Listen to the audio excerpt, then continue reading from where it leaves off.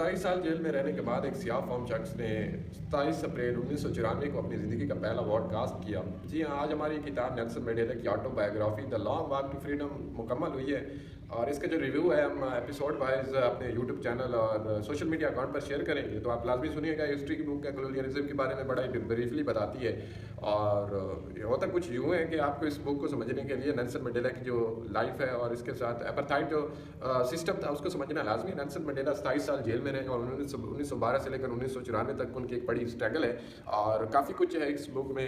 और कुछ यूँ था कि एपार्थाइड जो लॉ था, जो जिस तरह ब्रिटिश जो थे वो आए थे इंडिया में, तो उन्होंने एक company east India company establish की थी। तो उन्होंने इसी तरह ब्रिटिश थे और अमेरिका में गए, वहाँ पर डच भी थे और ब्रिटिश भी थे। तो डच और ब्रिटिश के दरमियान वार हुई थी, उसके बाद ब्रिटिश रह गए थे और ब्रिटिश ने वहाँ पर भी कॉलोनियलिज्म को इंट्रोड्यूस किया था।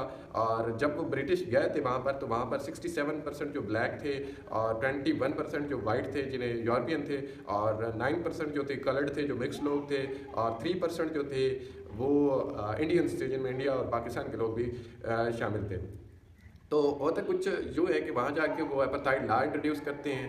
एपार्थाइड लॉ के तहत वो सेपरेट करते हैं रेस की बुनियाद पर दोनों को। और उसमें होता क्या है एपार्थाइड लॉ में कि सुपीरियरिटी दी जाती है वाइट्स को ब्लैक्स पर। उसके बाद वो मुख्तलिफ लेजिस्लेटिव एक्ट वगैरह इंट्रोड्यूस करते रहते हैं और उन लेजिस्लेटिव एक्ट में लैंड एक्ट भी शामिल होते हैं। वो लैंड जो बुनियादी लैंड्स होती हैं ब्लैक सब की नेटिव लोगों की, उनको बेदखल करके दूसरे एरियाज़ में शिफ्ट कर सकते हैं। फिर वो जो को मैरिज थी वाइट और ब्लैक के दरमियान उसको भी कैंसिल कर देते हैं। उसके बाद वो एक अलग उन्हें रीजन बना देते हैं, बंतुस्तान का नाम दे देते हैं ताकि वो डायरेक्ट किसी भी पॉलिटिकल उसमें हिस्सा ना लें। इसके रिस्पॉन्स पे जो ANC पार्टी थी वो इस्टेब्लिश की गई थी 1912 में और उसने वो मूवमेंट चलाई थी एपार्थाइड के ख़िलाफ़ और ब्लैक के हकूक़ के लिए। वो चलती रही। 1959 के बाद फिर 80% जो लैंड थी वो नेटिव से ले ली गई थी और वाइट्स को दे दी गई थी। और इसी तरह था जिस तरह वो ब्रिटिश आए थे इंडिया में, तो उन्होंने वो कब्ज़ा करके अपनी जो लैंड्स थी